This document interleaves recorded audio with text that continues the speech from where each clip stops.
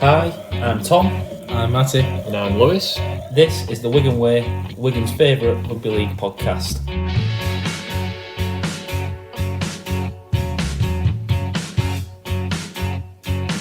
He'll put you in his trap, 'cause he's a union man. He's got it all figured out. He won't care what you think, 'cause he's a northern man. He's allowed to speak his mind.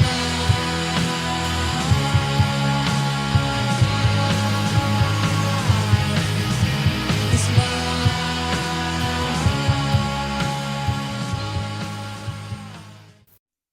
So, thank you for joining us again on the Wigan Way. This week we've got a very special guest with us, Professor Chris Brookes. Thank you for coming on. It's a great pleasure. I'm looking forward to it. We'll have a really good chat, I'm sure. Yeah, loads of things we can talk about with your career, and I just want to start. You are one of the most respected people in this game. You've worked for nearly 3 decades with a number of clubs, the international side. For the last 16 years, you were the Chief Medical Officer for the RFL. I was. You started with many different clubs, the international side, but I want to start right back at the beginning. How was life for you growing up? Where were you from, and what was your interest really? Yeah, so I was born in Middleton, so not that far away from here really. And my mum and dad were teachers, and I suppose that gave me a decent start. Yeah. And in those days, if you were a bright lad, you passed 11 plus and went off to grammar school. So I went to Catholic grammar school, and that gave me opportunity to then build a life and get keen on a whole load of things, including what I did first of all, which was dental surgery. And I thought this is a great thing to do for a career, and something that I could just put my own mark on, and perhaps my own business and that side of things, as well as help people. So I went off to university to study dental surgery. What university did you go, if you don't mind me asking? Liverpool. And I met my wife when I was there, and she's had a really stellar career, my wife. She's far more highly thought of in terms of a national standing than I am, and she's recently been appointed member of the British Empire, and we're very proud of her. Anyway, I met Vanita at university, and I was always very keen on sports and things like that. Though an absolutely terrible rugby union player, totally useless, but very keen.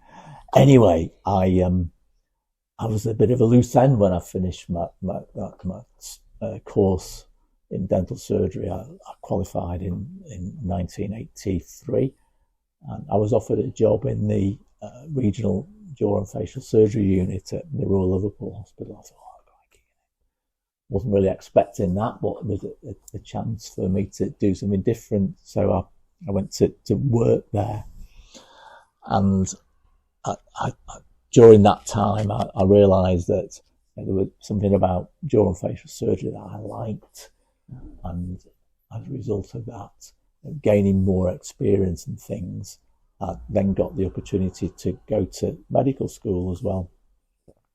So I had a fair amount of experience in jaw and facial surgery and stuff then.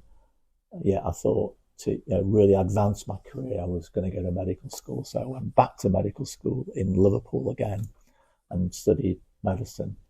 And really that awakened my interest in emergency medicine. I thought, is there something I can do that would actually utilise all my skills in dental surgery and in jaw and facial surgery, but also in emergency that I've grown to like when I was at medical school. So I decided, right, I'm going to crack on and have a career in emergency medicine, which is what I then did for the next 30 years. So, just going back to the dental side of it, had that always been the plan from being at school? Had you always wanted to? So it was an opportunity I had, that I was at the sort of school where you were encouraged in terms of academic things and going around different universities and stuff. And I thought, dental surgery is probably something that I'd really like to do, and got the chance to do that. And I really enjoyed that. Yet, when I went to medical school, I was surprised at how much I enjoyed the wider aspects of medicine beyond dental and oral and jaw surgery. So that was a big thing for me, really, which is why I suppose, looping back, I thought, well, I still want to use what I've learned in dental surgery. I still want to use what I've learned in jaw facial surgery. Or how can I combine it with my new interests in medicine? And that's why I thought emergency medicine will be the thing for me. So, talking about going to study medicine, how did you find that change? Was it majorly different from your dental when you went to dental school? Sorry, I'll get that correct in my head. Yeah. How much different was it? Was it difficult, the transition into that, or? Yeah. Well, Tom, it was pretty hard, to be honest. So for a start, I was 10 years older than the rest of the folk in my year. So I was 28, they were 18. Yeah. I was married to Vanita. Nobody else in the whole, probably, the whole of the medical school was married. During my time as a medical student, we had our Tom. He was born halfway through the course. When we're finishing, Vanita was pregnant with Sophie.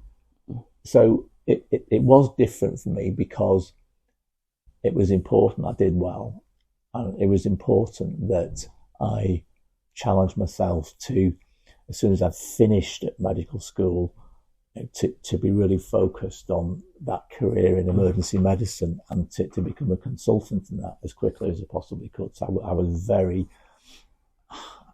focused and dedicated, which probably I wasn't when I was a dental student, because I just gone straight from school and just wanting to find my way and perhaps have a wider experience in terms of enjoyment and sport and all of those things. Whereas when I was at medical school, I was very focused on it, trying to do the very best I could, get the best job at the end of it, and then drive that through to becoming a consultant. So that's actually quite a good thing. Would you say that it helped you to be a little bit more driven and? So I think that. You think the age thing? We're just going to say that I was much more settled in my ways than perhaps my colleagues in the year group were, and that actually then helped me as well when I was a junior doctor. Yeah. Because it's a pretty tough start when you graduate from medical school. Certainly in those days, in the early 90s, the range of responsibility at a very young age for me in terms of my training. Yeah.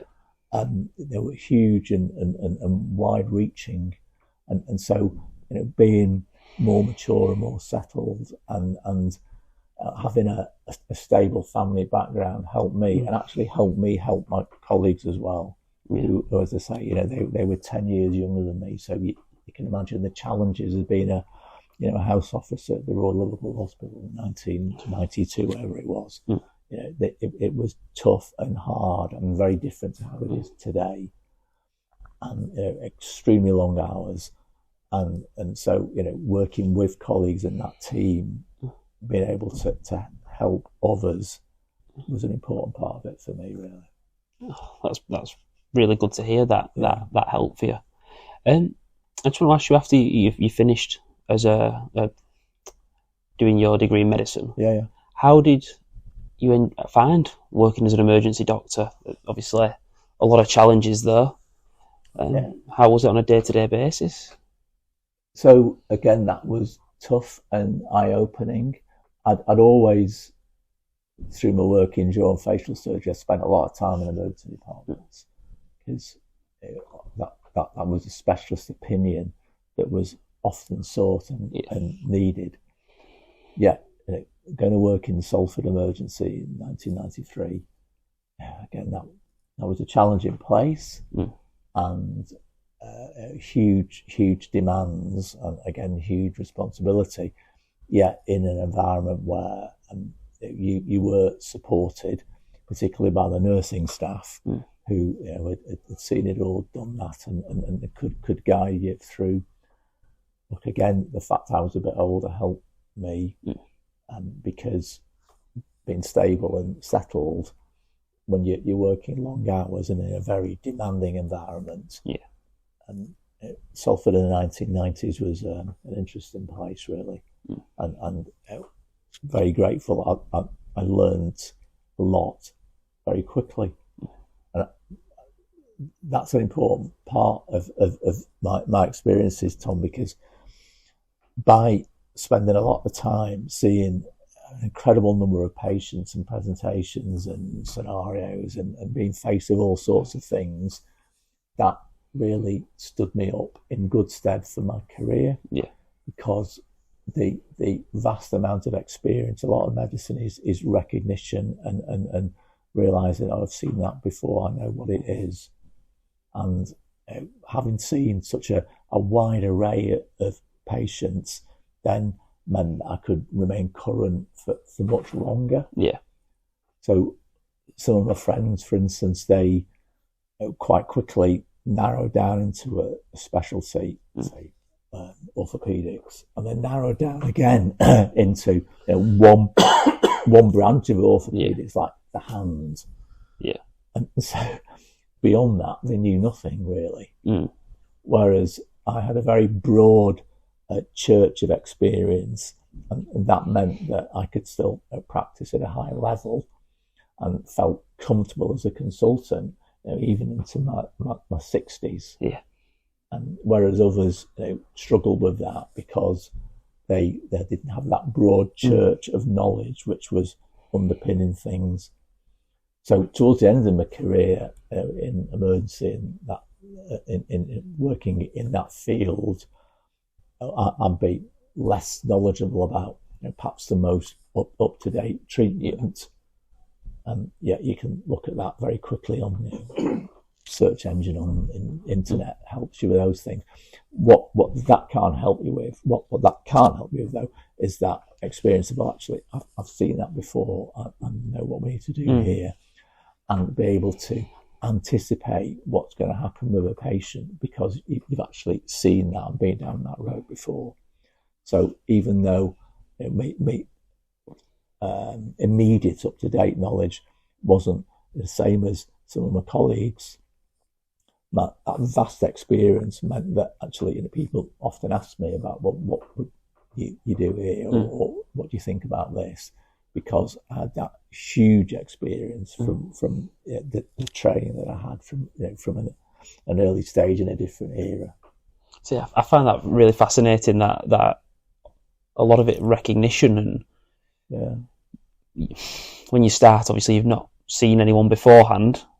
After 10 years, 15 years and so on, and as you get that more experience, seeing the same situations again and again, and it can be applied to a lot of things in life. I find that really interesting that you were doing that in your role as a emergency doctor.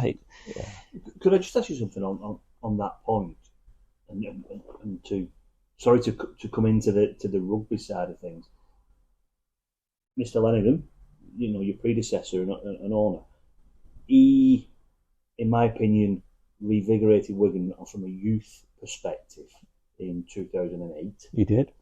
And one of the things as a fan I feel proud of most is the way that we've encouraged our juniors to develop both on and off the field. And I know a lot of the training and a lot of the experience that they were given down at the new Central Park thing and whatever has helped to create. And I know Sean Wayne was very keen on talking about making players better people as well. Is that something that you're very keen on? Is that like a big passion that younger players coming in don't just see the rugby element? They look at, use the term, the broad church, a broader base of life experiences and not just the rugby. It has to be that, because Ian transformed the club in that regard, and he did it for a reason, because those with long memories will remember some difficult times in the early to mid 2000s, and possibly part of that, players brought in who might have been on a high salary, yet that real passion for Wigan was that there, and also the camaraderie across the team and across the club, and that's what Ian set about changing. And his view was that, as you mentioned, how young people develop as people was absolutely critical, because the skills that you learn there transferable into the skills that are necessary to be a successful rugby league player. I think about my skills, and so over the technical part of the game, I've never played the game. I've been around it for nearly 30 years, yet I think unless you played it, you can't fully appreciate it. So it'd be very rare if I would make any comment at all about a technical side. And what people ask me, though, is about teams. Yeah. So the will somebody fit into our team? Young people within the club, are they developing? Are they feeling part of the team? What makes a good team? So coming back to emergency medicine, that's a team sport. Yeah. You know, I might be the person who would have the final say of what we're going to do about a patient. However, that was within the context of working in a team, working in the resuscitation room a lot, which is what I used to do a lot. You know, a team environment again, and translating that into the team. We're in the dressing room, the team as a wider bit in terms of the club as well, you know, and how it's that togetherness and that cohesiveness underpinned by a really strong culture, and a culture of learning, and a culture of inquiry, and a culture of high elite performance is what actually drives you on. Yeah. So looking at those who've come into this club, even very, very recently, the characters, in terms of the character attributes of Luke Thompson, of Cruz, Tyler, Sam, both Sams, Sam Walters and Sam Essay. I can comment on those things, especially some of those lads I've sort of known through the England setup and stuff like that. So how folk fit together as a team, critical, but that is underpinned by what you said, Andrew, about that development of people as on a wider basis than just rugby league. And why Ian did it the last bit is, let's be honest, it's not everybody who succeeds in the game, is it? No. And even those who might have a career in the game, those who succeed at the highest level, again, there's few of those. Yet to be able to have a range of skills whereby you can then take part in any number of activities and translating what you've learned in rugby league into how you would face everyday work challenges. So Ian was huge on that, and that's a great legacy that he's given us.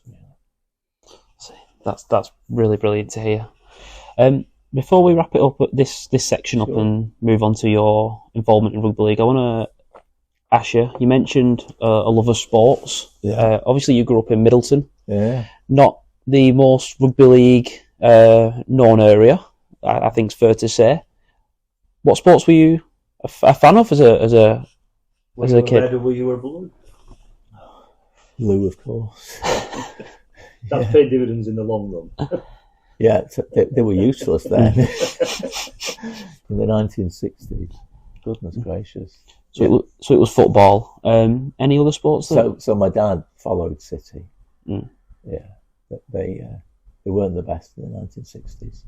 Yeah, and so as I said, it was a different era. But having passed 11 plus, you go to grammar school. Everybody played rugby union. Mm. I was shocking, Tom. I was keen as mustard, but I was shocking. Yeah, really. Yeah. Would you say you had a position? What position did you play? So I'd have played second row or in the back row and stuff, being tall and things like that.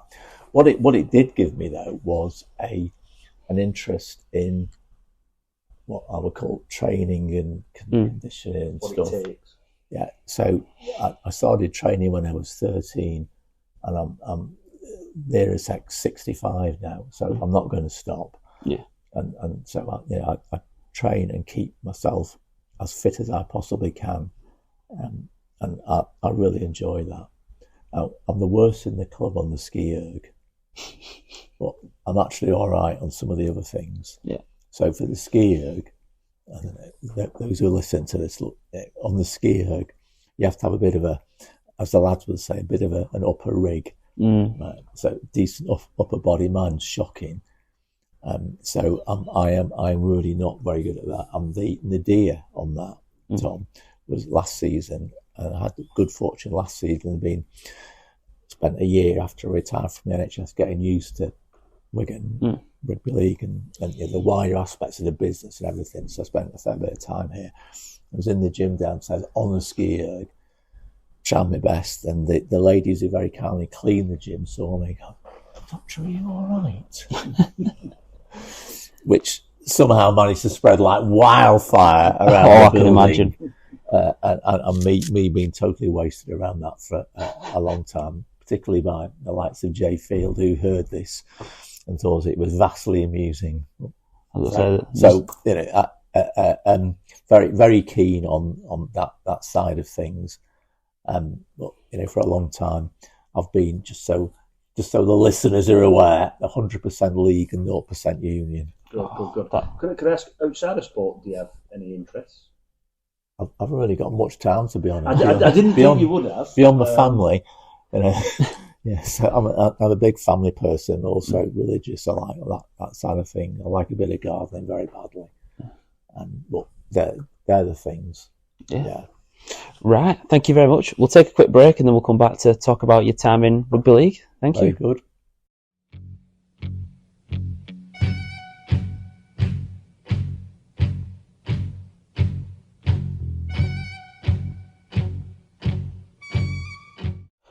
So thank you for coming back after the break. Chris, we're going to have a look at your rugby career now and your relationship with the game. Started off at Salford, if I'm right. How did that come about? Yeah, so having a bit of knowledge about jaw and facial surgery, and I've referenced this earlier on, in those days, the players didn't have an insurance policy. So they were treated through the NHS. And that's how I got to know quite a few of the players of that era, late 80s, early 90s, including Sean Lane when he broke his jaw. And so through that, I got an interest in rugby league and started to become fascinated with it, really, to be honest. We lived near Widnes, and I used to go and watch Widnes sometimes. And then as my career developed, medicine and emergency, how the thing with Salford came about was one of the Salford directors at the time, he suffered a heart attack, and he came into the emergency room where I was working, so I treated this guy, and somebody must have said, "Oh, Chris likes rugby." I said, "Oh," and so once he'd recovered, as a gesture of his appreciation, he invited me and Benita and the kids to a game, Salford against Widnes. We went a couple of times, and then at that time, Salford then got into the Super League, and some folk I'd known had asked me if I could, this was in season 96, had asked me then if I could just do a bit of work with Chorley Academy. So I got a lot of stick on for being a big tower and stuff from the lads and things, blah, blah, blah. However, I started in Chorley Academy. You can't, respectfully to everybody, you can't start much lower in the game than Chorley Academy. Chorley's a great town and all that. Chorley's a great club. However, at that time, it was really the bottom strata of the game. Yeah. So I'd done a bit with Chorley Academy. I thought, I quite enjoy it. And so this guy was a director of Salford. He realised Salford had got into the Super League in 1997. They needed a younger hands-on doctor. Yeah. So a couple of very experienced colleagues, but they had perhaps more interest in having a chat with the chairman in the lounge upstairs than being hands-on. So they saw it as great that there's a younger person coming in, and they could still help me, but I'll be there on the touchline and doing the stuff for the lads. So at Salford, they invited me to join in the first year in Super League 1997. Andy Gregory was the head coach, and what an extraordinary time, really. Yeah. As you know, one of the funniest men that there ever could be in the world, very passionate about rugby league. He was very focused at that stage as well. He had some health issues afterwards that meant he's been a bit less focused. And at that time, absolutely focused. And Salford, in season 1997, were actually quite a good team. And I'd never been part of such an environment before, ever. Yeah. And found it extraordinary. Well, some people took me under their wing. Some people who used to play for Wigan were then playing for Salford helped me out. So Steve Blakely, especially, he helped me out a lot. Scott Naylor helped me out a lot. Scott Martin helped me out too. Gary Broadbent, who joined Salford from, I think he was playing at Widnes at the time, prior to Salford, and of course he's from Whitehaven. And I gradually got into it, really. Yeah. Andy Platt was there, a very famous man. Yeah. Salford had all sorts of people. John Cartwright was playing, ex-Australian international player, and it was amazing. Yet, I'm glad I started with Salford because they were only just getting to grips with the Super League. They weren't in the first year. They joined in the second year, haven't been promoted, and the club wasn't really set up for being in the Super League. So it was one of those which is all hands to the pump. Yeah.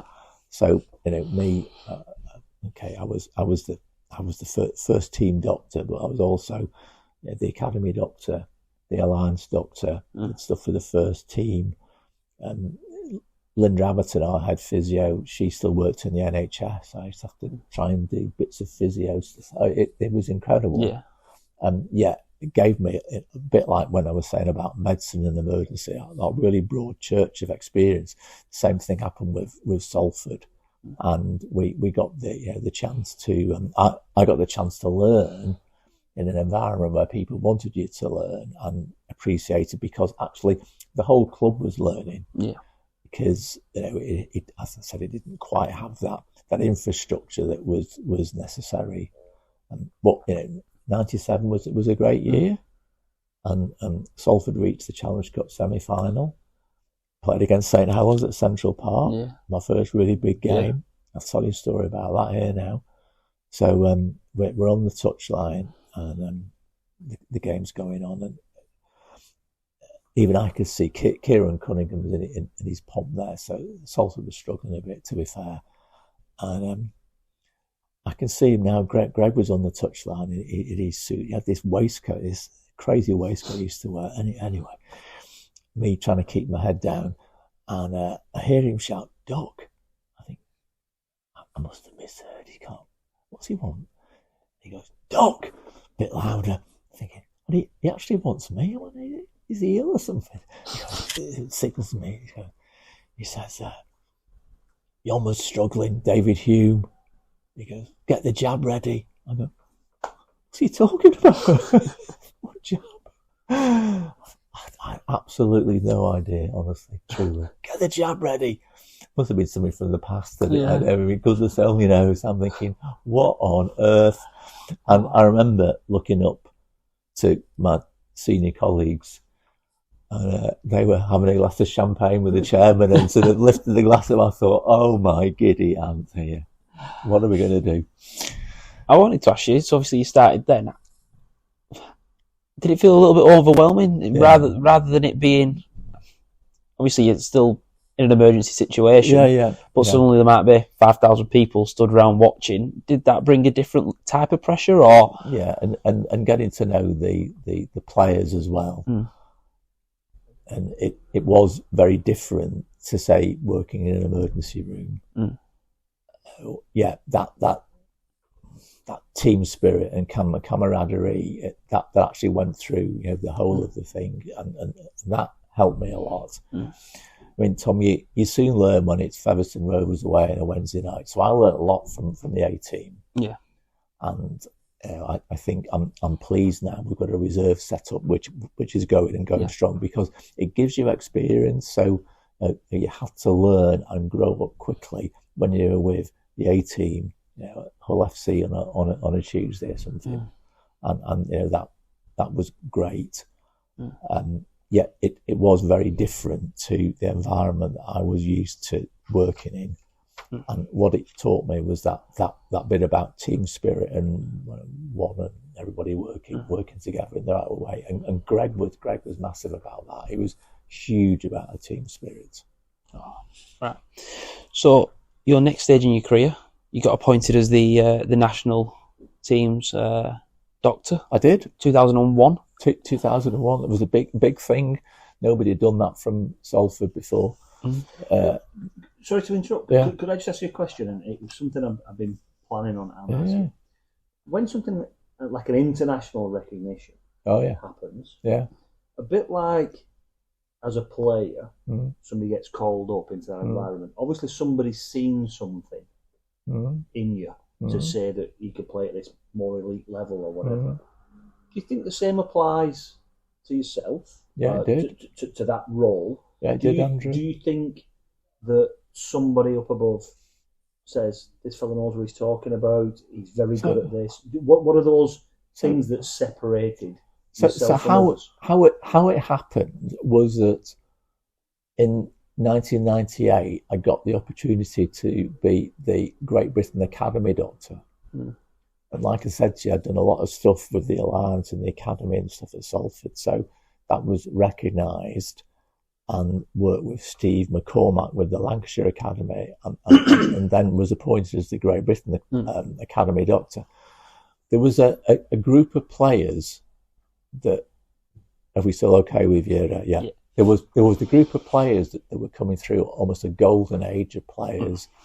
So Paul Deacon, Kevin Sinfield, Paul Wellens, Stuart Field, and I think Paul had been a bit before that, to be fair, through the academy. But that JJB, almost every one of these guys went on to have a really good career.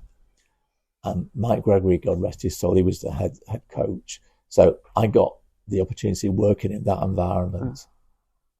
And then in 2000 there was the Rugby League World Cup, and Steve O'Neill from Salford, he was the joint head coach of Andy Kelly, and they invited me to be part of the Ireland setup for the 2000 World Cup, and that was the first time I'd been with an international team really away, and that was an experience in itself, with the Ireland setup and some run lads, yet some really well-established, very highly regarded players. That's when I first met Brian Carney. He was coming through at Hull FC.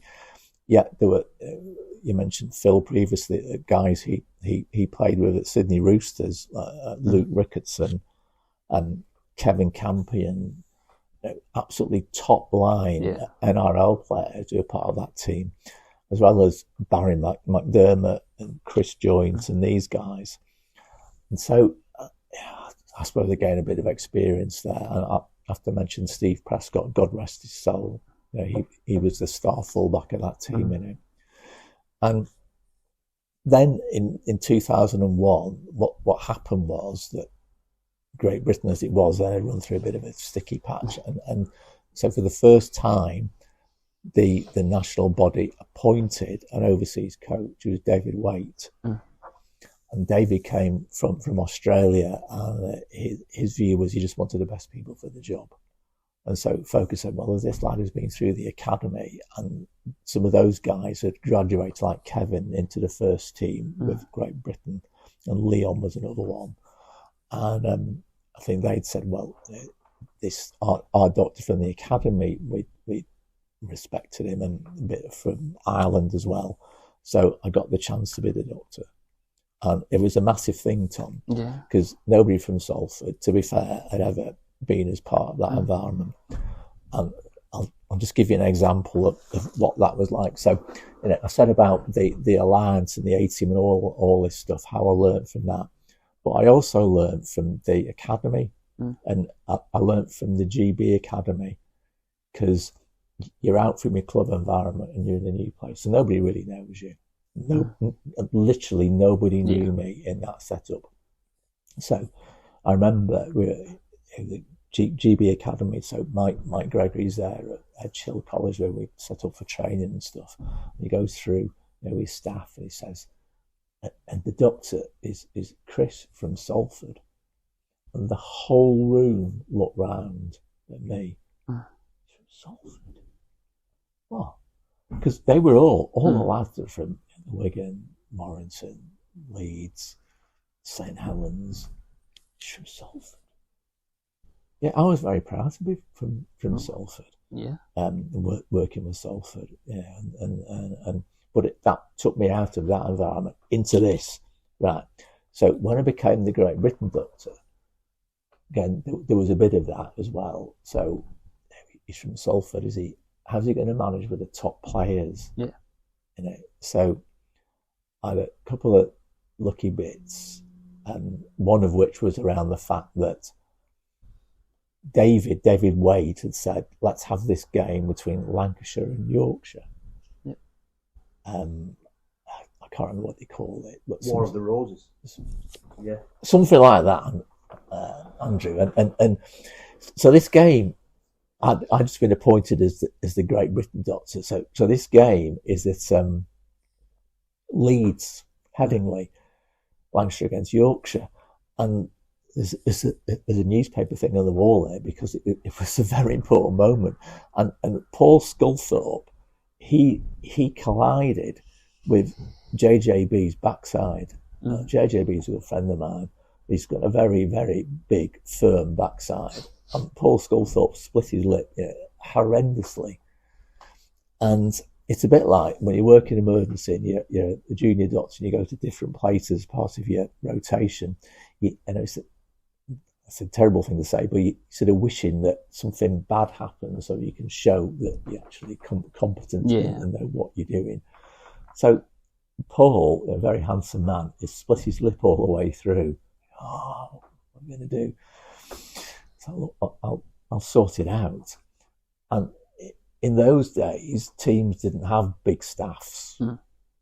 So there was the physio and me from the medical side, and we had two players, Lee Breers and Sean Long, who were injured, yet were part of the squad.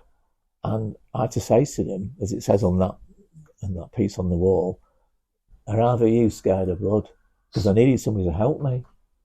So Breersy says, oh, I'm off. Sean Long, my great friend Sean Long, says, no, I'll be all right. And he gets his gloves on and he helps me and holds Scully's lip so I can stitch it back together. And fortunately, it all went well. Yeah. So from then, I was in with the lads, and they were all pleased. But still, I got stick from Andrew Farrell, who I've had the privilege of working with some great leaders. But what an outstanding leader, Andrew Farrell, extraordinary leader. And that's not taking anything away from Lockers and from Jamie Peacock and all those great leaders. But Andrew, he says to me one day, he goes, the lads like you've been around, Doc, he said, but they all think it's very funny that you've hired that car for the day. said, what do you mean? He said, that car over there, that Micra. I said, right. He said, yeah, the yellow one. I said, yeah. He said, the lads think it's great. You've hired that for the day to give us a bit of a boost. I said, well, that's my car. He said, that's your car. And he said to Newton, God rest Terry's son, he says, Newton, he said, that's his car. Newton goes, if I've got a hospital, I'd rather be dead than go in that car. Oh. And so it was an incredible setup. David Waite, we were just talking about this just at the weekend, really, about how advanced he was as a coach. So Gary Connolly was talking about how incredibly advanced he was, and really knowledgeable. And we had some funny times there as well, because you will remember this, Andrew. 2002, there was a one-off game between Great Britain and Australia in Sydney. Yeah. And Phil Clark was the manager, and again, Phil and I were laughing about this the other day. Very, very tough to go down there. One-off game, arrive on a Sunday, play on a Friday. It was mid-season as well. Yeah, mid-season, Andrew. We were absolutely hammered. 64-10 or something. We're lucky to get 10. Anyway, so David's under a bit of pressure for the test series against New Zealand in the autumn. Some reason the first game is at Blackburn Rovers. I mean, can you imagine having a test match at Blackburn Rovers? Anyway, I think they played a few. Did they not play QPR as well? One of the three. Yeah, that was 2004. That was that. But this game was Rovers in 2002, and it didn't go well. It was a bad day. Kieran dislocated his elbow. It was all shocking. Anyway, that didn't go down well when Great Britain had lost 64-10 in Australia. So when it came to the second game of the series, David Waite was under a bit of pressure, and a very calm man usually. But when we arrived at the hotel that Saturday lunchtime, I knew he was sort of not quite himself, and he'd forgotten his tickets for his missus, which is a terrible thing to do. She was saying, "Where are my tickets?" Blah blah blah. He'd forgotten those. We had 2 fitness tests on the day: Adrian Morley and Paul Sculthorpe. Paul Sculthorpe passed the fitness test. Adrian Morley didn't pass. So I said to David, look, Adrian can't play. Anyway, Richard Horne was the 18th man. Great lad, Richard. And what happened was David gets all the players and the staff together in a room in the Marriott, goes around the whole room asking everybody how are they going to contribute to Great Britain beating New Zealand that afternoon. So he comes to Richard Horne, and he's forgotten to tell Richard Horne that he's playing. So he comes to Richard Horne. Richard, what are you going to do? Richard goes, well, David, I've really properly prepared in case I'm needed, and in case if anybody goes down in the warm-up, said, I'll be absolutely ready, I can assure you of that. David goes, what do you mean? And Richard goes, oh, David, I've prepared absolutely as well as I could have done as if I was playing. And David goes, have I not told you you're playing? And at that point, the whole room just dissolves. And I can see David shifting through these papers and going, well, have I not told you you're playing, Mozza's out? And he's going, oh, my giddy aunt. And so people were just collapsed, laughing their head off about how this could possibly be. And yet, Tom, it just put everybody in a good frame of mind. And so, God bless the lads. They went on and played well that afternoon and won. Yeah. There's a couple of standout moments, and I'm not 100% sure if you were there for both of them. Were you there when Paul Deacon I was, yeah. played? And talking about your dental and jaw background or whatever. Yeah. I'm not sure if some of the younger people will remember that, but it was one of those that was like, even the game being a lot tougher, a lot more brutal in them days, it stood out to even some of the older guys who were watching. that was a brutal injury. Could you give us some background as to like what happened around that time? Yeah, so Andrew, that was 2005. So it was Brian Noble's second year as the England head coach, and again, we had a bit of a rocky series, to be honest. The first game was that QPR one, and lost to New Zealand there. And that guy Bluey, what was his nickname? Brian McClellan. Yeah, he'd come in as the New Zealand head coach, and really galvanised a lot. Inspirational talent. Very much so. And you know, Ruben was coming through, and Sonny Bill were coming through. They had a really, really good side.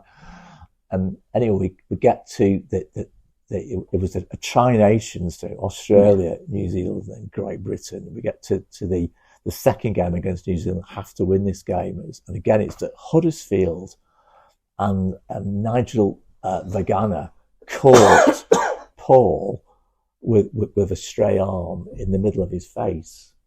And Paul, obviously not the tallest of lads. And what happened was he caught him at a point in the face where the fissure lines in your face, if there's an impact right on those, can actually separate the different parts of the face. And what happened was the mid part of his face was separated from the base of his skull, basically, and it moved. And when it moves, obviously there's a lot of blood vessels around the area, and there's a blood vessel that runs around the back of the jaw. And as the thing moved and separated from right in the mid third of his face, as it separated, it caught the edge of this blood vessel. And of course it's beneath the skin, you can't see it. And Paul, it was torrential, the blood loss. We were all pretty fortunate, really. So there's a big thing about Keith being calm and stuff like that, isn't there? I said, Tom, that Paul had been with us from the GB Academy days, so I'd known him since 1998. So when you've got to say to somebody, Paul, I'm going to put a tube down your nose, going to come into your mouth, and I'm going to blow it up, it'll stop the bleeding. Him trusting me to do it, that was rooted from 1998. Well, can I just ask you about that then? Do you think the fact that you knew these guys for so long was a benefit? Because my first thought was knowing someone and doing something on someone that you would know would be a little bit more difficult, rather than it just being almost a stranger and you're just doing your job. Yeah, but it's a trust thing, Tom, isn't it? And so I don't think he'd have let me do it if he'd not known me. Okay. I don't think he'd have let me put the tube down his nose into the back of his mouth and then blow up a balloon and pull on it if he'd not known me. And so he'd known me from Bradford as well. So I was at Bradford at that time. So, you know, that was, And I was also lucky because we had a masseuse at the time who was a charge nurse in the critical care at Wigan, so calm and helped me. And so we had to stop the bleeding. The way you stop it is to put pressure. You can't put pressure on the blood vessel because you can't see it, but to put indirect pressure. And so put a tube down his nose into his mouth, blow a bit of water into the end of that, there's a balloon on it, and pull on it, and that pressure then stops the bleeding. And so it stopped it. So everybody was very lucky. And Paul, he was fortunate. I suppose I know a bit about it. I was lucky that he trusted me. I was lucky I had the guy with me from the critical care, so we could get it sorted and done. But it was, really, really serious stuff. Can I say something on that? Occasionally, and it does happen, I see it in football, I see it in other sports, where a medical emergency is so urgent, etc., and that in itself must have taken you away from the game. There's still got to be cover for the other players and what's going on. And I see medical teams from opposition teams work together in those instances and help each other and cover for each other. Do you feel that bond with your opponents? I'm using the term opponents. You're not really opponents. It happens now, Andrew. It didn't happen then. I mean, I knew the guys from New Zealand, and I've known them a while. To be fair, there's much more of a culture of that now than there was then. We were also lucky that we had a really experienced physio, Rob Harris, who looked after things on the field. He'd worked at the Wigan club, but then he'd gone to Manchester City. So worked in the Premier League with City, and a very experienced fellow. So he could actually run stuff on the field. But it was a difficult one, really. But I'd learnt a bit from a whole load of people I mentioned, and Andrew Farrell. Somebody said to me once was, hope there's no college from the press listen. He said, look, if you don't want to talk to the press or blah, blah, blah, the thing to do, he said, is just stay in the dressing room for about an hour afterwards, because by then they'll have to go and file a deadline, so they'll have to go away. So I remember Jamie Peacock going, there's all sorts of people outside, blah, blah, going, right. So we just stayed in the dressing room, me and Paul Deacon and Phil Clark, for about an hour and a half till everybody had gone. And then we could then safely go away ourselves. And it sort of settle down, and then Paul could rest and recuperate, because he obviously needed an operation to get all that sorted. Yeah. But it was an incredible day, Andrew. You're right. It's one that stands out to me, that like I heard that when you talk about separation, and I think we termed it the palate or the flesh, and you just thought to yourself, how can somebody ever recover from something like that? It just absolutely amazed me. And I think I mentioned there was two. I think we move on 12 months, and probably the most famous one was probably Sydney 2006. Oh yeah. You were certainly there for that. Yeah, you were certainly there for that one, and I can see a post on your wall from the Sydney Herald or wherever it is, with Willie Mason's face on. It was certainly an interesting game, certainly an interesting set of circumstances. Could you give us some of your recollections of that day?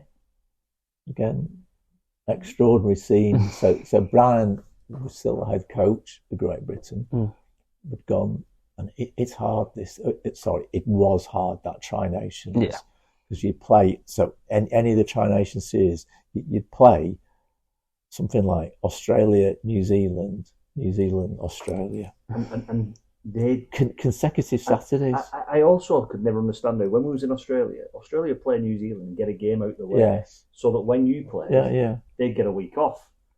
But when they came over here, they did the same thing. They let them play early, and they got a week off over here, rather than them saying, "No, you're going to have to play back to back." Just amazing. Anyway, we went across to Australia. We're based in Manly, and the first game we played New Zealand in Christchurch, and unfortunately lost that game quite narrowly. Actually, there were some things that happened in that match. I'm thinking, one of which was that the clock didn't stop when certain things were happening, and at times when it should have stopped. So we actually, the team ran out of time. Anyway, the team lost, came back to Sydney due to play Australia, and there was just a media storm. Brown was getting really terrible abuse, and your whole team's useless. Anyway, Leon, God bless him, Leon and I are great pals from GB Academy, and we've had some funny times together. Leon decided on the media day on the Tuesday to say, someone said, just a nice soft question. You enjoy your time, Leon? Leon goes, I'd rather be in Blackpool than at Bondi. Well, the place just, we were absolutely then prisoners in the hotel. I'll tell you how bad it got, that on the Wednesday of that week, we went to the British High Commissioner's residence in Australia. In Sydney. And as we're getting off the coach, it just so happened that Adrian Morley got off the bus in front of Leon. Headline, GB Enforcer. Protecting Leon Price. They can twist anything, can't they? It was... it's just astonishing. I got told by Roy, the kitman. He went on tour in '92. Took his family, and I remember him coming back. We were working together and saying that they mentally disintegrate you when you step off the plane. From the second you step off. Oh, it's true. We were lucky in 2008 to go as a family. And the guy at security, as we got off the plane, said to us, "Not very good, you Poms, are you?" I went in to get some money transferred into a bank. The bank manager was giving it me. And it's an unrelenting place. I've had loads and loads of that. And I've experienced the same. As soon as you get off the plane, that going through all of my bag and my medicines and stuff for hours and hours and hours. Anyway, so not a good week. Yeah, I suppose it sort of brought us all together a bit, and it was funny in some ways. And everyone's given Leon stick. How could you have done this to us? Because you could not move without the Sydney Daily Telegraph, which is like the Sun and the Star combined. It's like the Sun on steroids. They were all over us. And of course, Fielding, God bless him, he decided that he would take up the offer of having a piece done on him and some pictures taken with that guy. They used to call him Shrek. I can't remember what his proper name is. O'Mealy. So these two, so you got Fielding, who's really nice looking, and you got this Shrek fella. I think, oh dear, and Fielding, and then bringing him up as Great Britain enforcer. Meanwhile, Willie Mason is getting himself worked up for the match, and he is absolutely, the size of him is astonishing. In 2008, we went to Sydney Cricket Ground. And were the Sydney football stadium. I don't know if you remember. Yeah, I do. We were at reception. And he walked through. They'd been training on the pitch outside, and he walked through. I've never seen anybody bigger in all my life. He is huge, and of course he was in his peak physical condition and everything else. And if the game starts, and in those days, there's no such thing as video replays and all the stuff that that help now in terms of making your medical decisions. You just saw that something had happened in the corner, and then there was a bit on the big screen which showed fleetingly Willie Mason hitting Stewart, flushing the jaw. But then it sort of focused in on Sean Long trying to grapple with Mason, and that was most of what was being shown on the screen. And the commentary from that game is extraordinary, because Ray French, he was the commentator for BBC. He had Ian Millward assisting him in the commentary. Millward goes, "That's the best right hook I've ever seen." So that just shows, how the game was very different. Very different then. Fielding gets up and look, in this day and age, sort of looked at the video replay, taking him off the field straight away. In that day and age, well, is he all right? He seems okay, blah blah blah. But then going through the first half, I'm thinking, I'm not sure he's right at all. And we get to half time, and I start talking to him and examine him, and realise that he's got little recollection of what's happened in the first half. Never mind, no recollection of this thing with Mason.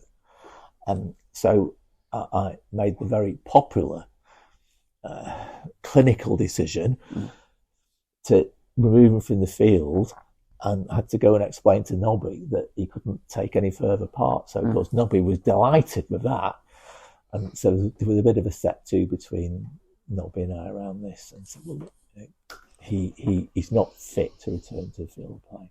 Well, this might be the perfect time to talk about head injuries. Obviously, after that, how does that work with you and the coach? First of all, if you're saying Stuart's not fit to go back on the field,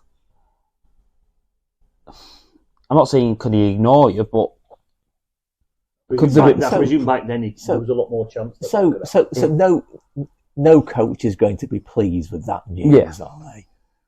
Yeah, and yet I made my judgment. The clinical picture was clear, and so I had that responsibility to the player. And I have to be fair that no coach that I've ever worked with has ever taken a contrary view. Yeah, they might not have been pleased. Yeah, yet they have respected what my thinking process has been around things and accepted that is what has to happen. I think as time has gone on and there's more scrutiny around these things, it's probably been easier for me because of my standing and experience in the game, and also because I'm measured around these matters and take my time and make sure that I've got a full appreciation of everything before I come to a judgment about things. Yet coaches over time, they have absolutely bought into the welfare part of it, totally bought into the huge importance of brain health, and especially in this club under Matty's leadership, we're absolutely focused on all of that. Yeah, I've never had a scenario where anybody said, "Oh, no, we're not doing that." And when Sean was our head coach, absolutely being clear, you want the players to be tough and to act in a way that would be commensurate with the Wigan DNA and to never take a backward step. Yeah, if there was a medical judgment, then he would always be accepting of that, as long as you'd done that in a reasonable way, and that there was a rationale behind it, and absolutely evidenced it. And yet it was hard in the past because we didn't have the benefit of a lot of the stuff that I suppose when I was the chief doctor of the game, I brought in over a period of time. So there's a few things that I brought in really, and I started this with Bradford, where we had two doctors. Very helpful because, as you've said, if you're in the dressing room doing something, how can you be looking at what's happening on the field? So having two doctors and those pairs of eyes, so a useful thing. And then the next thing that we took forward was whereby if a player needed a head injury assessment, there was a free interchange allowed for 15 minutes to allow that assessment to take place. And that was pushed by the medical people into the game itself. Yeah. And that's good to know that they listened to those things. Oh, the game listened. So the two doctors bit, the stuff around free interchange, and then moving forward around video replay, and having the opportunity to look at something in as near real time as you could, because I found it frustrating sometimes that I'd be better off at home watching it on Sky, because you didn't actually have the footage that was available to the viewer. So is that where this role of is it the independent doctor? So that's another step forward, and something that I got used to during the World Cups and certainly in Australia, of having somebody who is a spotter, so you can't see everything. And then looking at footage real time and pointing out to you if there may be things that you've missed. And then the next bit beyond that, Tom, is going to a place where there is somebody truly independent, who's a clinician, who could actually have the final say. Yeah. We haven't fully brought that into the game yet, moving towards that, because then that does take away any possible conflict. I'm not a big listener and watcher of the Australian game, but I happened to drop on a podcast about a year or so ago around HIAs and stuff. Yeah. And they were talking about independent doctors, and there was a fight back from within the game and the medical people within the game saying we don't really want independent doctors. I think the idea was that the doctor associated with that club would be biased and help the club and get players back on the field when they shouldn't, etc. But the pushback, where an independent doctor wouldn't do that, but the pushback was that the club doctors knew the players better, and that's true. Yeah, and 100%. It actually made me look at things different, because what could seem like an obvious thing, an independent doctor, but actually when you talk about the trust with Paul Deacon and the trust that you built up with those players, you know them better than anybody, and there's nobody better to make that decisions about their health. I agree, and I know as soon as I start talking to a player whether they can go back onto the field or because I know them really well. And so I'll give an example. Liam Marshall were playing against Warrington. I'd be guessing this would be probably season 2019. And near the end of the game, flying down the wing, blah, blah, and he was in a collision. Obviously needs a head injury assessment, comes off. He actually passed all of the clinical tests. You could do all of the things because there's a structured series of tests that you do, which are part of the overall assessment you make of the player. He passed all of those. And then I just spend a bit of time talking to somebody, and I said, I'm just going to ask you a couple of questions, just to blah, blah. And I use those questions. That's probably the central theme of my judgment, and I asked them in a conversational tone, so I don't go around list blah blah. Game today, and just wondering what day is it? Yeah, day is it? Yeah, I just wondering what day it is today. I don't know. He said, and then he comes out with the immortal line. He said, I'd usually know what day it is. I said, I bet you would. So he literally didn't know what day it was. Even though we passed all the even though he passed all the clinical official tests. Yeah, all the clinical tests. Wow. And so my point there being is that conversation and knowing him and making that inquiry in a non-judgment. One of the things that they were talking about was like, an independent guy could see a guy walking in who's a bit, from outside, Liam Marshall seems like a very quirky character. He's always 100 miles an hour and whatever. But an independent guy could see him walk in, see him quiet, see him not speaking, whatever, and not really take his personality traits into consideration. Exactly. Well, you know that player, and you look and think, he's 100%. not right here. He's not himself. 100%. So I think that the final judgment should always be with the doctor who knows the person best. Is my view of it. And despite that pressure, you've got your professional integrity and other things that have to be number one. And so, crikey, your duty of care and how you can conduct yourself as a doctor. It's the very root of everything, isn't it? And you've got to distance yourself from all of that stuff. And that's something I try and get across to people. But it's fairly easy for me because I've been doing it for so long, and I suppose I've got a bit of standing in the game and all of that. But it is important to always conduct yourself in a professional way. And we're just chatting about some of the things on the bench, weren't we? Told me some of the things that happened, some hilarious things, but also one of the roles that I had for a long time this club, and Angela's now doing it now as our head doctor, and also with the national team, is that if a player is sent off the field, they cannot sit on the bench. And you can imagine how emotionally charged people are being sent off the field.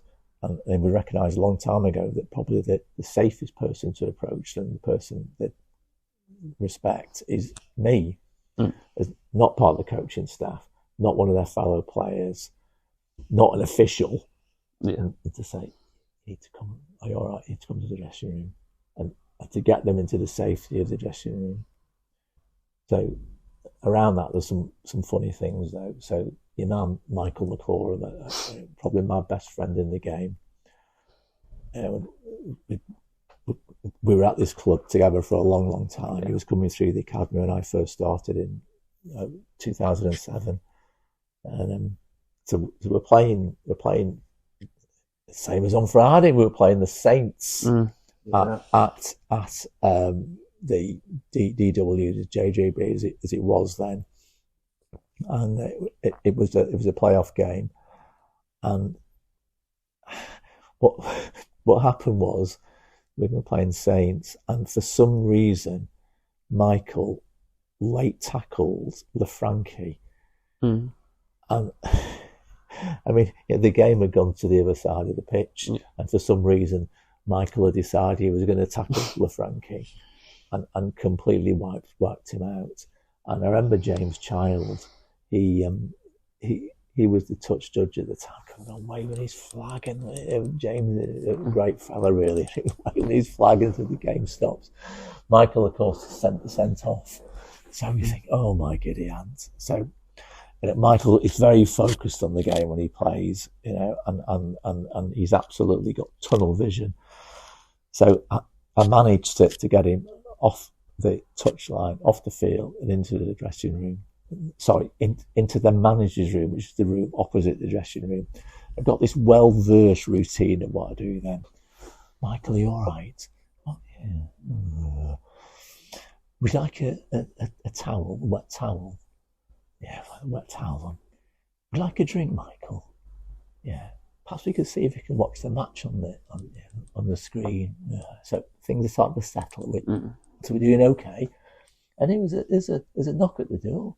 I think, who could that possibly be? Because everybody's outside. This is a private corridor. Who on earth could this be? So I opened the door, and there's a guy there.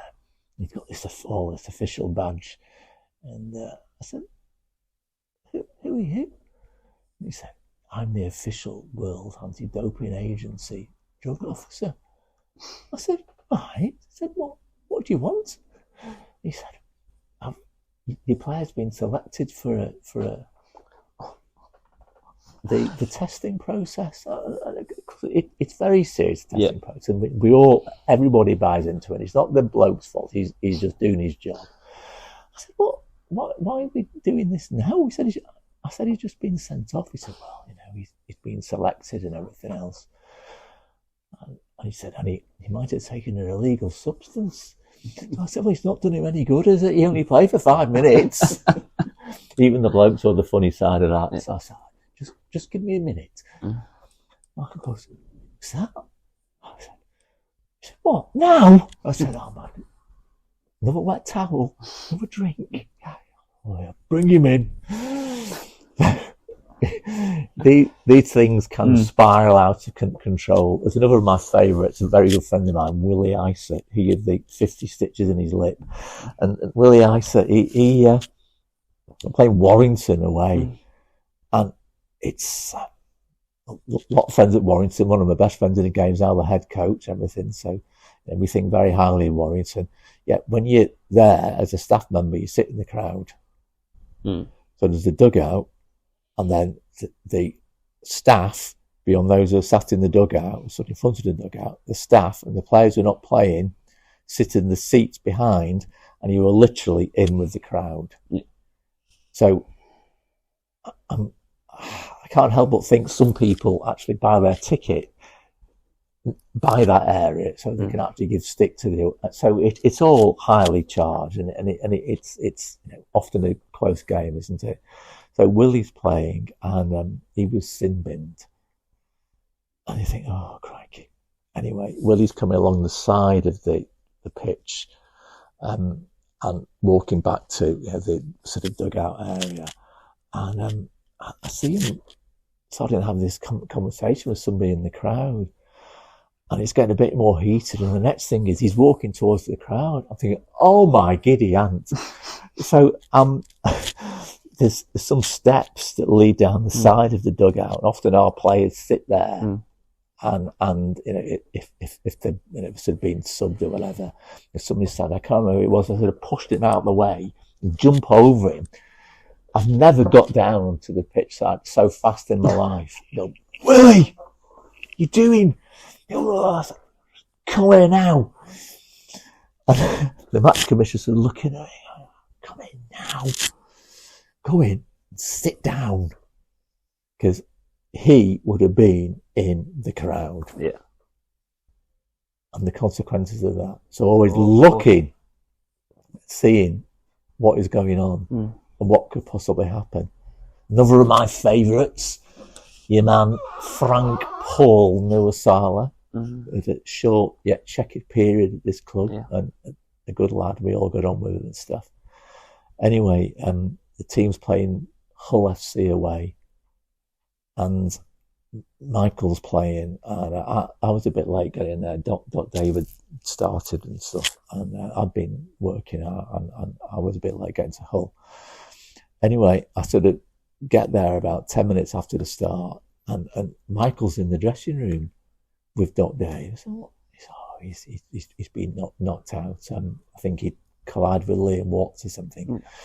Fine. So we sort Michael out. And Mark Bitcombe was our head of conditioning at the time, and he came in and said, "Hey, when you go back out, just make sure everything's okay," because it was a bit fraught when Michael was carried off. Right, he said, Jake Connor, Jake's a good lad, and I know him well from the England setup. A lot of time for him.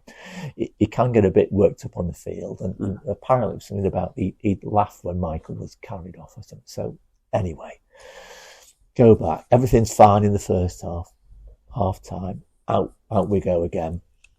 About 10 minutes into the second half, your man Jake Connor gets in some sort of argy-bargy, and he's sin-binned. Jake Connor's coming off, starts to go down the tunnel. I'm sat next to Frank Paul, who's a massive fella, and Frank Paul gets up and starts to go down the tunnel. I think, where's he going? I think he's going to the loo. I'm thinking, no, he's not. He's going after Jake Connor. So Jake Connor's down the tunnel, and then Frank Paul is there, and then I go down, and they're squaring up to each other. Now, your man, Frank Paul, he is literally twice my size, I think there's only one winner there, isn't there? So what I've learned is that in a scenario like that, never touch the player. Never, ever, ever touch the player. And say what you have to say, but keep your distance. Frank, just behave. You're representing Wigan. Jake, whatever you're doing, go to the dressing room. Jake, just go to the dressing room. Jake, do me a favour, let's go to the dressing room. And I'm thinking, oh, well, thank goodness we managed to get that sorted out. Because I look down the tunnel, and the match commissioner, he's there at the other end of the tunnel, keeping well out of the way, blah, blah, blah. And they're going to work on the Monday. People are going, oh, what happened there? What do you mean? Because I'm too stingy to pay. I've never paid money to Sky and all that stuff. And he said, well, that thing in the tunnel. I said, what thing in the tunnel? Because I wouldn't ever speak about this. He said, oh, well, there was this picture on, they showed it on Sky of you in the tunnel with Frank. And I go, oh my giddy aunt. Oh my giddy aunt. So there's almost like a hidden world. Yeah, I was going to say a role within. I'm not saying it's not part of your role, but you've also almost become a mentor, parent, somebody. I was going to use the term babysitter, but I really be careful. You're almost looking over the whole situation. What's going on. So having that pastoral care, and all of that's helped me moving into this role, because I had the good fortune of having a year after I retired from the NHS. I did my 40 years, so having a year to understand the wider aspects of the club was very useful for me. Having I suppose the trust of people, because I'd had that pastoral care over a long period of time, was very helpful, really. So we've moved on to your Wigan time. I want to ask you, you've been under quite a few coaches. How does that change? Does it feel like you have to start again with a new coach? Obviously, you've had Noble, Maguire, Sean Wayne, Adrian Lamb, Matty Pete. Do you feel like you have to build a relationship with them again? But some of them I would have known. So Brian, I went from Salford to Bradford because of Brian. Yeah. From Bradford to Wigan because of Brian. I'm very close to him. And obviously it was very sad when Ian made the difficult choice to look in a different direction. Yeah. So that was difficult. I understand why he made the decision, but his choice to look elsewhere. Michael came in, and I didn't know Michael at all. Michael knew a bit about me because of the national team and stuff. But very, very different character, very committed, fiery. I could sometimes not understand what he was saying when he spoke so fast. If he got worked up, but we became great friends, really. The first time I met Michael was Brian moved on the end of 2009. There was one of these Tri-Nation series. And we were staying we had the great privilege of staying at the Lowry Hotel in Manchester. I said this before, I like training and stuff. So I used to run back from training. We used to train at Sale out at Carrington. I'd run back from there to the Lowry, and then I'd go to the gym for a bit, do my rowing and stuff. So I'd done this one afternoon, and I was literally drenched in sweat. It was literally running off me. And Carol from here, for some reason, her and Michael and Jeff are meeting us, sponsoring the Lowry. And I could see Carol saying to Michael, "Oh, there's the doc." And I could hear Michael going, "He's the doctor," because I just drenched in sweat and stuff. So you're thinking, "Oh goodness, the doctor." Anyway, so we got working together. He was intense, yet very, very supportive of anybody who was really focused on what the club needed, and anybody who worked hard and was really committed to the cause. He was appreciative of that. And then when he went to Sydney, South Sydney, when they played in the World Club Challenge, he invited me to work with him then. So I saw how we developed from being head coach of Wigan Warriors to being head coach of the South Sydney, and then New Zealand. We used to see him a lot, and now of course New South Wales. And so he was probably the person who had to get to know more. Yeah. And my wife's just phoned, and he said, "Oh, Michael, your friend Michael, he came round for 10 minutes one night. He was there for 3 hours, because he wanted to be sure that I was the person for him, but I wanted to be sure that he was the person that I could work with as well." And then when Sean took up the reins, obviously I've known Sean for a very long time, and again, very, very committed, very passionate. Rooted in the club. Adrian, when he came, I knew him a bit. I think that he was on a journey in terms of his head coaching experience. So probably we had a relationship whereby I try and help him a bit as well over some of the wider aspects of stuff. And Matty, again, I'd known for a long time. But all these guys are different, and coaches are different styles, Tom. I'll just give you an example of that. Really, I mentioned Andy Gregory, Salford, 1997. If things weren't going well, he would, he'd be very explicit and piling to the players. I'm not sure how this happened, but you may remember the game, Andrew. There was a game between a team called the Hunter Mariners and Wigan at Central Park in October 1997 in that World Champ, whatever it was called at the time.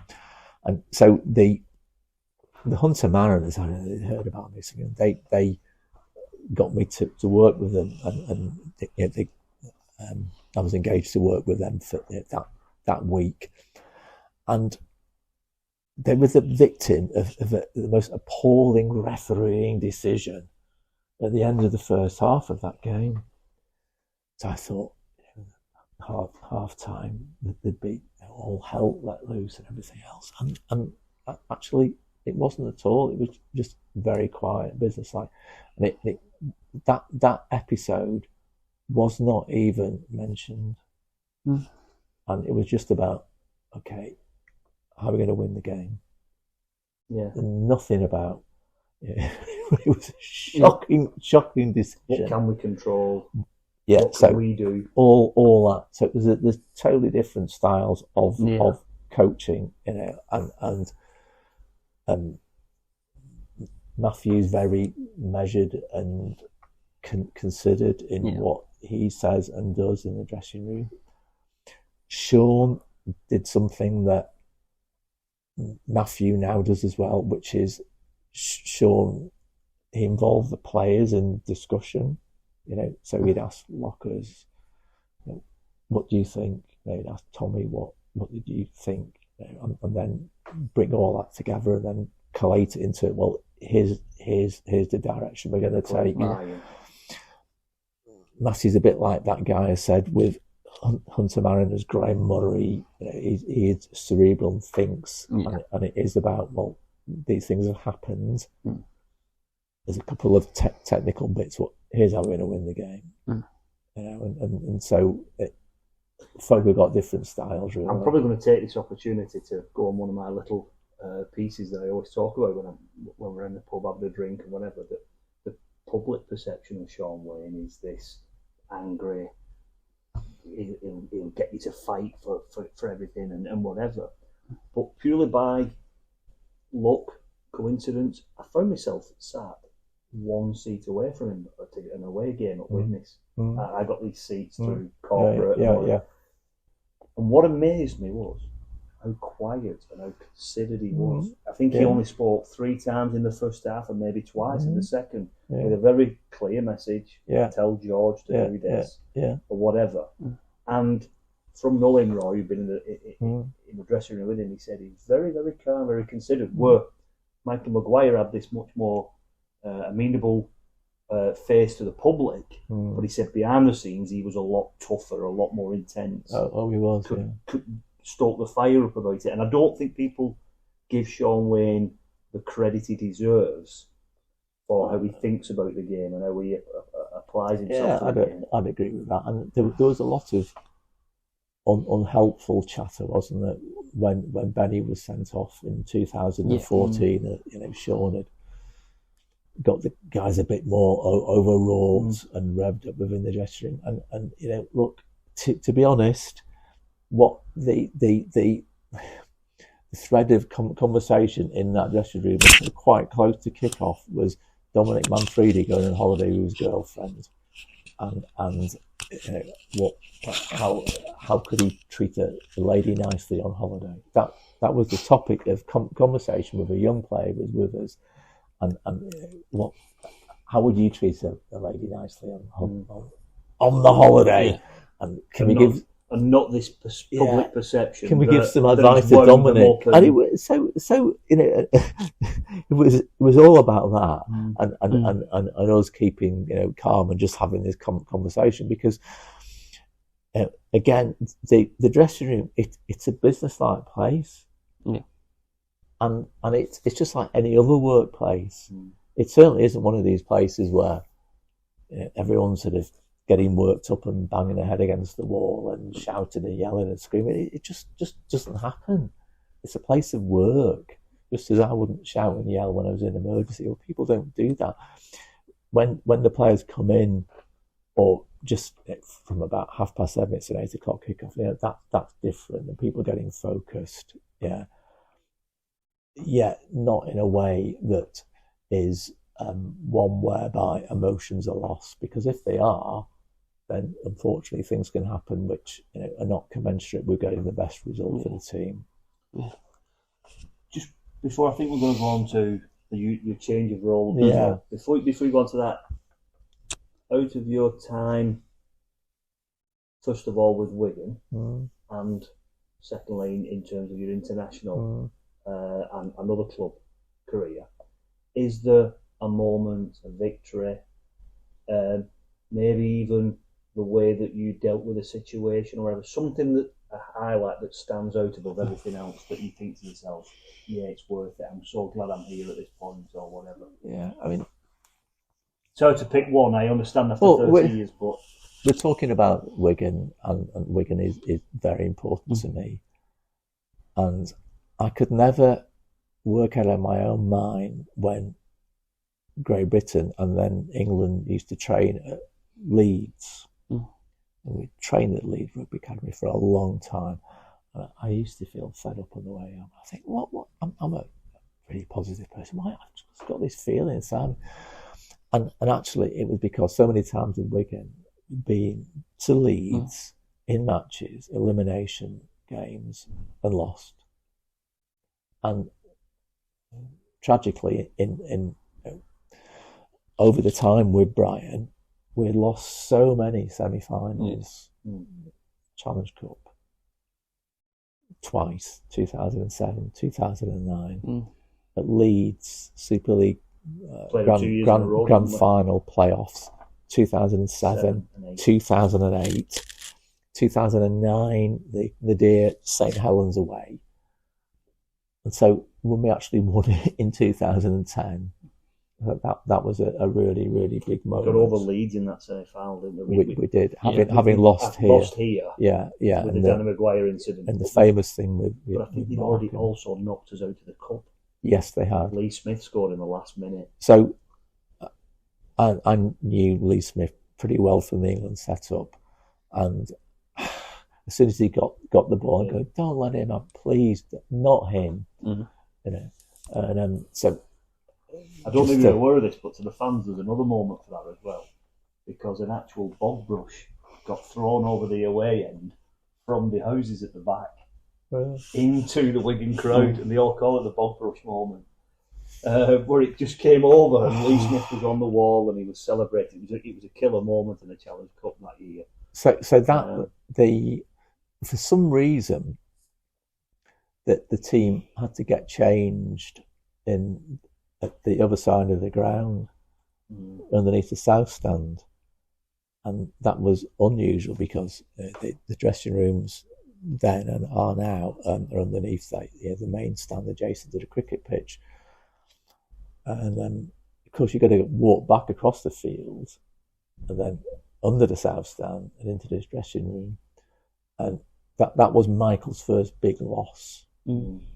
So he was not in the best of tempers, and he was absolutely he did pile into the guys about standards and a number of other matters, and there was this banging at the door, and in the end he shouts at me, "Don't worry, let's get that sorted out." So I go to the door and asked who it was. "It's me, Doc." Who? "Doc, it's me." I said, "Who?" I said, "Doc, it's me, Stuart." What? They was fielding for some bizarre reason. He'd got lost or something and couldn't work out where we'd all gone.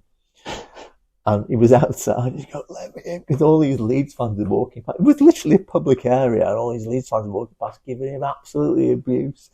He's banging at the door, going, "Let me in, Doc."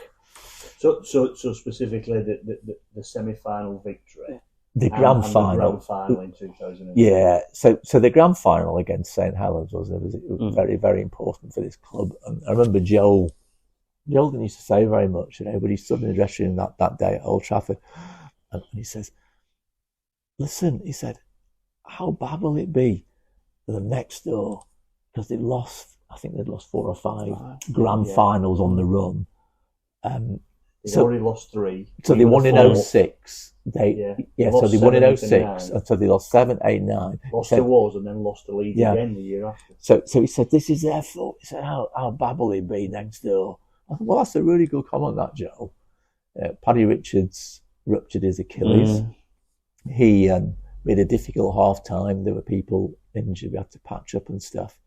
And Paddy Richards, in sort of, back knee, doc. Paddy, you're gone. You're gone.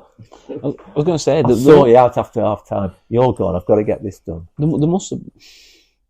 I take it in that moment, you might not have the scans or whatever, but he's not getting back out there. Yeah. Do you have to have that conversation with him to say, "Listen, just sit there and give me 20 minutes while I know your season's done and you're missing out on this final"? I did. It was, "Paddy, you're gone. I need to get..." And he understood. His wife thought it was hysterical. That's really interesting, because you could imagine some players not reacting well to that, thinking they might be able to get back out and help in a final. Well, he knew that it was finished, but it was what I think he wanted to ask me about what I thought it was and the next steps. He knew we couldn't go back, but he also knew that we had 10 minutes to sort out things that need to be sorted. It was a great moment, that win, can't lie. So I want to ask you now, you've obviously changed your role at Wigan. I have. You was vice chairman for a year, just over a year, was it? Yeah, less than a year. Less than a year. Less than a year, Tom. And then you've been appointed chairman. Yeah, that's it. How did you find out that was happening? Did someone just come and tell you, or? Yes. So extraordinary scenes, really. So in this office, which of course was Ian's office. Yeah. So just for the listeners, we're sat in the chairman's office at Robin Park Arena, and I'd said to Ian that I'd done my 40 years in the NHS, and at the end of 2022, I was going to retire from the NHS and spend a bit more time at the club and stuff. And Ian said, "Look, we really need you to finish at the end of December 2022, because in 2023, we'd like you to be spending more time at the club and gaining a greater understanding, because there's going to be a change of ownership with Mike. And so, you having you around and being a thread to the past would be very helpful." Yeah. So then, I was enjoying that, and the RFL wanted me to do more as the chief doctor of the game and stuff. And then about this time of the year, actually, we had a shareholders meeting, and Ian said, "I need to talk to you in the office afterwards." I thought, perhaps he was feeling under the weather or whatever. Anyway, he sat there, and I was where you are, and Andrew. He said, "Oh, man, you think that you should be the next chairman of the club?" So I was very, very surprised at this. So it really was that bolt out of the blue. It was a complete. It was literally a bolt out of the blue. I was going to see my wife at the theatre afterwards, and I said, "You have no idea what he said to me." And so he said, "With immediate effect, you're going to be the vice chairman, and we need to make sure that you and Mike, our new owner, think in the same way." But, there's a very clear thought process that you'll be the next chairman of the club, with Mike being the owner. So I have to speak to the players about this, because I always speak to the players at the start of every season. I said, "I'll have a bit more time now. I can be more around the club, and obviously I'm very committed to what we're doing anyway, but I will spend a bit more time around the club, be able to give you a bit more." So after only a couple of months of this, I have to say to her, "I'm going to be the vice chairman," and the usual Mickey taking and everything else, and blah blah blah blah blah. So all that's fine. What they didn't know was then that what I couldn't tell them was that me becoming the vice chairman, actually in a few months I was going to become the chairman. Yeah. So things move on, and then I've spoken to Mike, and Mike and I got along and stuff, and Chris and I and Mike wanted to make sure that Ian had the best possible send-off. And so Ian had this view that he's thinking, well, I'll announce all this at the end of the season. We're going, well, Ian, you're going to have a send-off then, are you? Because final game, people disappear. It's the end of the season. So really, out of respect to you, so we can do all these things and you be part of it, you should really make the announcement some July time. So we've got 3 months. The whole series of events that Chris, in that fantastic and dynamic way he has, wanted to put on for Ian. We all wanted to do this. Just the evening with Ian. Exactly, as an example. So crikey, you go, well, yeah, I'll think about this. And then he said, right, I'm going to make the announcements. So this was on a Friday, and the team was playing, and this is literally only a couple of months after I said to the players, give it a vice chairman. So I had to say to Matty again, I said, Matty, look, I need to speak to the players again tomorrow. He goes, all right, because he obviously knew. Anyway, so we turned up in the morning, the Saturday morning. Well, the abuse from the lads. Why were you here this time? Oh, they don't want to. He wants to talk to us again. He's only just talked to us. What does he want? What does he want now? He's only talked to us a week ago. He went on for about an hour. And now we're in on a Saturday morning, not a day off. He wants to talk to us again. Now, I'm a very clumsy man, Tom. I am. Yeah. That's why I was useless at sports stuff. I can't. I don't know what's around my feet. Blah, blah, blah. Now, you will know when you talk, especially to the lads in the 1872 lounge, because everything's done in the canteen. All the big set pieces are done in the canteen. Yeah. But you're going to make sure that all the lads are in your gaze and that you can see them all. It's a big room, blah, blah, blah. So I'm thinking, right, I'll get myself into position. And so I start and I think, I can't quite see them all. So I step back and I collide with a chair. On my left is Liam Marshall. On my right is Jay Fields. Oh, and the giggle start. And the biggest compliment they paid me was they didn't laugh out loud. They sort of held it in. Yeah. So that's one of the biggest compliments I've ever been paid. That they didn't laugh out loud. When Mike came to introduce him as a new owner, when I took over as chairman on the 1st of December, and Mike as the new owner, I fell over Junior's crutches. So Junior's blah blah blah, and I did the same. And Junior sat down. Junior's crutches are by the side of him, and I sort of stumbled back into his crutches. Junior's going, "Oh, Doc, I'm really sorry." The Doc's always helping me, and now he's falling over. I said, Junior, it's me. Don't worry, it's me, not you. Just something before we continue about your chairmanship. You mentioned Ian Lenigan there, and at full time against Penrith, obviously you've got that minute of jumping up and down and celebrating.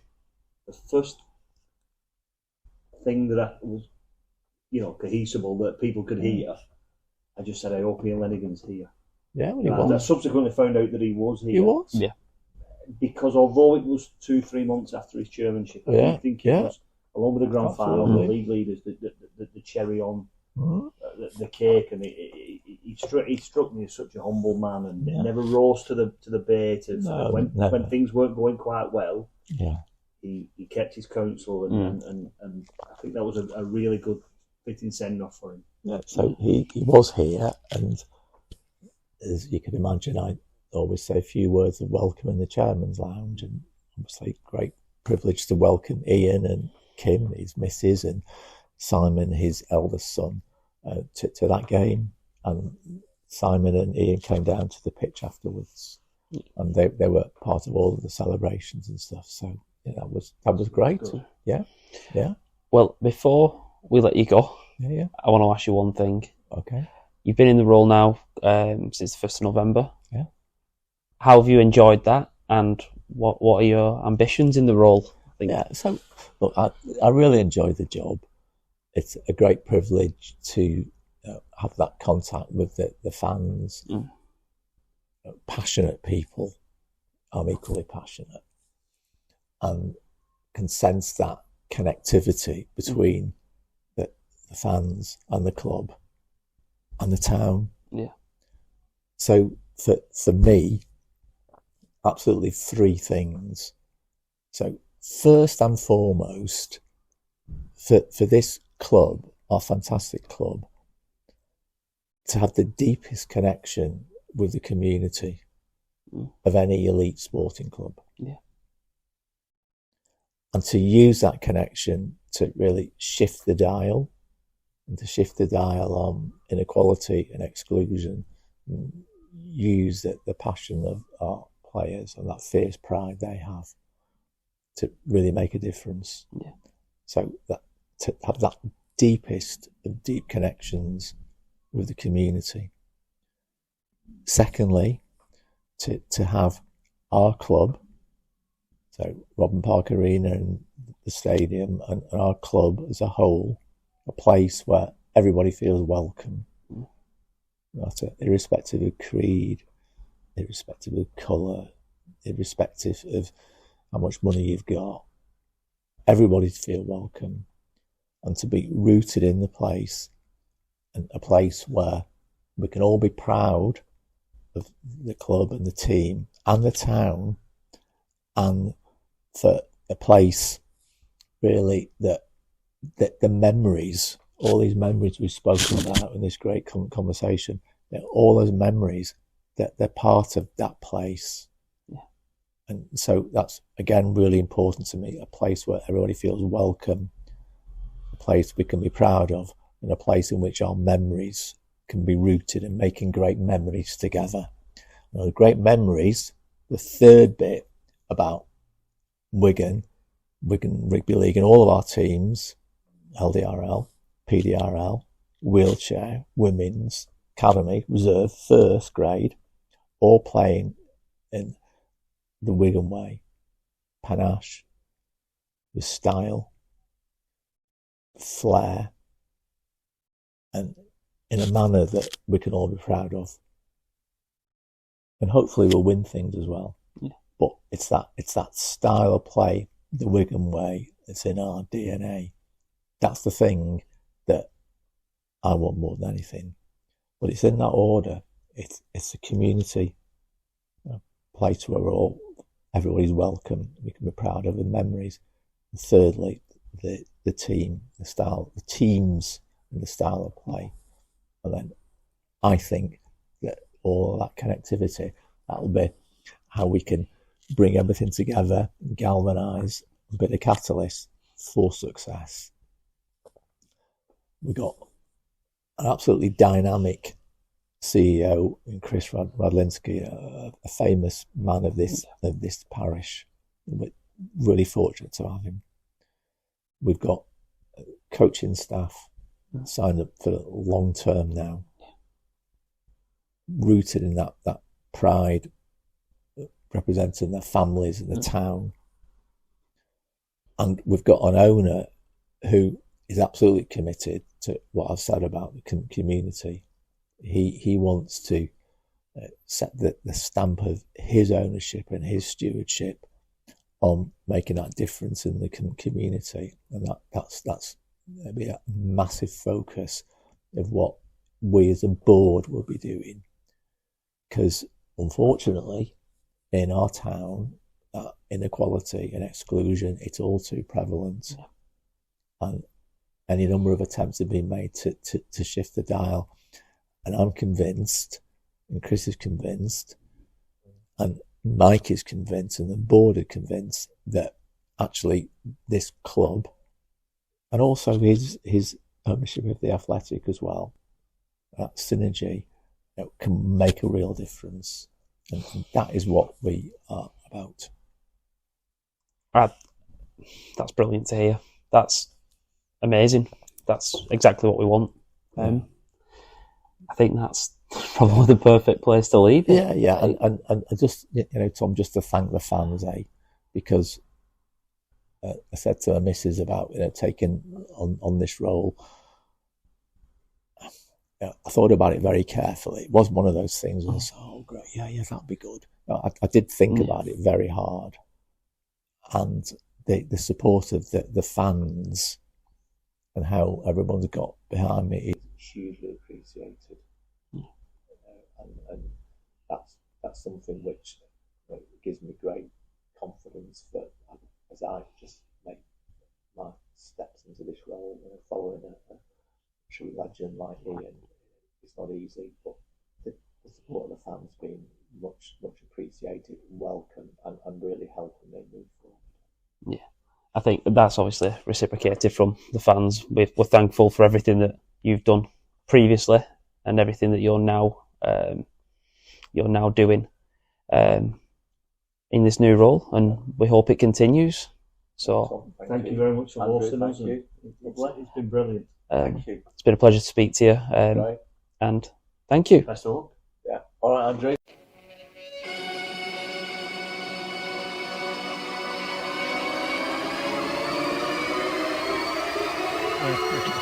Hi, I'm Tom.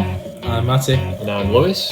This is the Wigan Way, Wigan's favourite rugby league podcast.